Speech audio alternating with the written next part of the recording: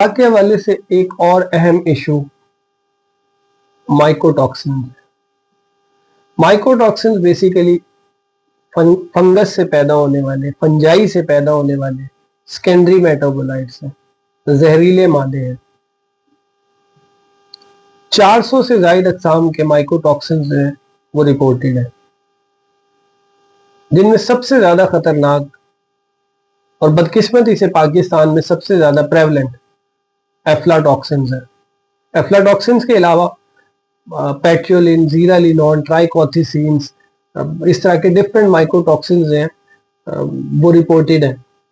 लेकिन हमारे पाकिस्तान के सिनेरियो में बदकिस्मती से जो माइकोटॉक्सिन सबसे ज्यादा प्रेवलेंट है वही सबसे ज्यादा खतरनाक भी है, जो कि एफ्लाटॉक्सिन है। एफ्लाटॉक्सिन एस्परजिलस फ्लेविस, एस्परजिलस पैरासाइटिकस यानी फंजाई की कुछ किस्में ऐसी हैं जो एफ्लाटॉक्सिन को पैदा करती हैं। 20 से ज्यादा अक़साम के एफ्लाटॉक्सिन हैं वो रिपोर्टेड है। Aflatoxin B1, B2, G1, G2, M1, M2, P1, P2, Q1, Q2, इस तरह के डिफरेंट एफ्लाटॉक्सिन हैं। 20 से ज्यादा अक़साम के एफ्लाटॉक्सिन हैं वो रिपोर्टेड है। इनमें सबसे ज्यादा खतरनाक एफ्लाटॉक्सिन B1 है। अब B स्टैंड्स फॉर ब्लू, कि इन्हें यूवी लाइट में देखें इन एफ्लाटॉक्सिन को तो ये ब्लू कलर के नजर आते हैं। G स्टैंड्स फॉर ग्रीन, इन्हें अगर यूवी लाइट में देखें तो ये ग्रीन कलर के नजर आते हैं। इसी तरह M स्टैंड्स फॉर मिल्क, कि एफ्लाटॉक्सिन M1, M2 ये सिर्फ मिल्क और मिल्क प्रोडक्ट्स में ही पाए जाते हैं। अब ये एफ्लाटॉक्सिन जो है, ये 4 डिफरेंट टाइप्स जो है जो सबसे ज्यादा प्रेवलेंट है वो B1, B2, G1, G2, NM total aflatoxin भी कहते हैं। तो पंजाब फूड अथॉरिटी की जो टोटल एफ्लाटॉक्सिन की लिमिट है वो 20 ppb है। अगर दूध में हम इस लिमिट को देखें तो ये तकरीबन 0.5 ppb है। ये एफ्लाटॉक्सिन जिनकी मैक्सिमम परमिजिबल लिमिट 20 ppb है, बदकिस्मती से पाकिस्तान के फूड आइटम्स में अपनी मैक्सिमम परमिजिबल लिमिट से कई गुना ज्यादा रिपोर्टेड है। मेरा स्टूडेंट है असद, उसने मुझसे मेरे पास एमफिल किया, तो असद का काम एफ्लाटॉक्सिन पे था, रेड पेपर पे उसका काम था लाल मिर्च पे। तो असद को मैंने बाजार से लाल मिर्च का सैंपल लाने को कहा। हमने देखा कि बाजार से जो असद एक सैंपल लाया, कुछ सैंपल में मैक्सिमम परमिजिबल लिमिट के करीब भी था, लेकिन एक सैंपल ऐसा था, एक दुकान पे वो सेल हो रहा था, उस लाल मिर्च में एफ्लाटॉक्सिन का जो लेवल था वो 700 ppb से भी ज्यादा था। अब मैक्सिमम परमिजिबल लिमिट कितनी है?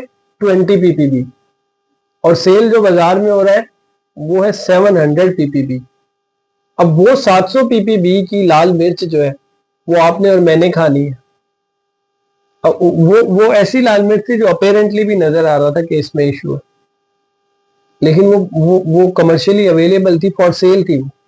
अब वो लाल मिर्च आपने और मैंने तो नहीं खरीदनी, लेकिन वो हमारे लिए ही खरीदनी है। किसी ने, किसी गोलगप्पे वाले ने, दही बल्ले वाले ने, किसी शादी हाल वाले ने, किसी भी शख्स ने वो खरीद के हमें ही, मतलब बाजार में किसी न किसी आइटम में हमारी बॉडी में ही अल्टीमेटली जानी है। तो ये एफ्लाटॉक्सिन जो है ये मतलब इनका बुनियादी तौर पे टारगेट ऑर्गन है लीवर। लीवर को जाके ये डैमेज करते हैं। हर एक टॉक्सिक कंपाउंड का एक मेजर टारगेट ऑर्गन होता है। एफ्लाटॉक्सिन का टारगेट ऑर्गन है लीवर। तो इसलिए एफ्लाटॉक्सिन का भी टारगेट ऑर्गन लीवर है, जबकि हेपेटाइटिस के जो पेशेंट्स हैं उनका भी हेपेटाइटिस वायरस का जो टारगेट ऑर्गन है वो भी लीवर है। अब अगर एक हेपेटाइटिस का पेशेंट एफ्लाटॉक्सिन कंटेमिनेटेड फूड खाता है तो उसके अंदर लीवर कैंसर होने के चांसेस कई गुना बढ़ जाते हैं। अब ये दोनों सिचुएशन जो है पाकिस्तान में बहुत ज्यादा है, यानी कि हेपेटाइटिस के पेशेंट भी बहुत ज्यादा है और एफ्लाटॉक्सिन कंटेमिनेटेड फूड भी बहुत ज्यादा है। हमारे स्पाइसेस भी कंटेमिनेटेड है, हमारे ड्राई फ्रूट्स भी कंटेमिनेटेड है, मिल्क और मिल्क प्रोडक्ट्स भी कंटेमिनेटेड है, सीरियल्स भी कंटेमिनेटेड है। तो ये एफ्लाटॉक्सिन जो है, पिकल्स भी कंटेमिनेटेड है।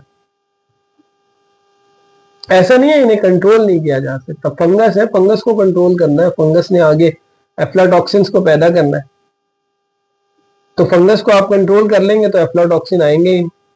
आप overall good agricultural practices adopt करें, गुड हाइजीनिक प्रैक्टिसेस अडॉप्ट करें। फंगस को अपनी ग्रोथ के लिए मॉइस्चर चाहिए, आप मॉइस्चर ना दें उसको।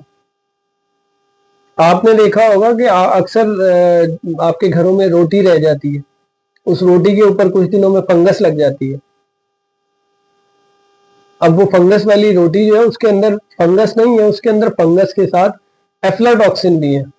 वो फंगस वाली रोटी आप खाने का सोच भी नहीं सकते, लेकिन आप वो खाते हैं। कैसे खाते हैं कि आप वो रोटी दे देते हैं किसी रेड़ी वाले को, अपनी काम वाली को। वो अल्टीमेटली जानवरों को जाके खिलाई जाती है, और जानवर बेजबान है, वो बेचारे खा लेते हैं। उन्हें पानी में भिगो के और खिला दी जाती है। वो रोटी नहीं, उनके साथ एफ्लाटॉक्सिन भी आपने उस जानवर को खिला दिया। अब कुदरत ने आपसे इसका बदला लेना है, तो कैसे बदला लेती है कुदरत? कि वो एफ्लाटॉक्सिन दूध में शामिल हो जाते हैं। वो दूध आपने पीना है, और आपने नहीं बल्कि आपके बच्चों ने पीना है, जिनका इम्यूनिटी सिस्टम जो है सबसे ज्यादा वीक है। तो वो एफ्लाटॉक्सिन कंटेमिनेटेड मिल्क जो है वो हम कंज्यूम कर रहे हैं। अगर हमने वो रोटी नहीं खाई तो वो मिल्क हम कंज्यूम कर रहे हैं। इसी तरह आप जानवरों को जो खल खिलाते हैं, आप खल खल आपने देखी होगी, आप खल को कभी गौर से ऑब्जर्व करें तो तमाम की तमाम खल जो है वो आपको फंगल कंटेमिनेटेड नजर आएगी। वो फंगल कंटेमिनेटेड जो खल है उसके अंदर एफ्लाटॉक्सिन भी है और भी माइकोटॉक्सिन है, तो वो आप जानवरों को खिला रहे हैं। तो जानवरों को जब आप इस तरह का चारा खिलाएंगे जो फंगल कंटेमिनेटेड होगा, जिसमें एफ्लाटॉक्सिन होंगे, तो अल्टीमेटली वो दूध में भी आएंगे, वो हमारी बॉडी में भी जाएंगे, वो लीवर कैंसर भी करेंगे, वो और भी प्रॉब्लम जो है वो काज करेंगे। तो फंगस जो है वो उसको कंट्रोल करने की स्टोरेज के दौरान फील्ड में भी इशू होता है, लेकिन रिलेटिवली कम होता है, ज्यादा इशू आता है स्टोरेज के दौरान। तो फंगस को कंट्रोल किया जा सकता है। फंगस को कंट्रोल करने का मतलब यह है कि आप एफ्लाटॉक्सिन्स को पैदा होने से रोक रहे हैं, मॉइस्चर को कंट्रोल करें, तो अल्टीमेटली ह्यूमिडिटी को कंट्रोल कर लें तो फंगस कंट्रोल हो जाएगी।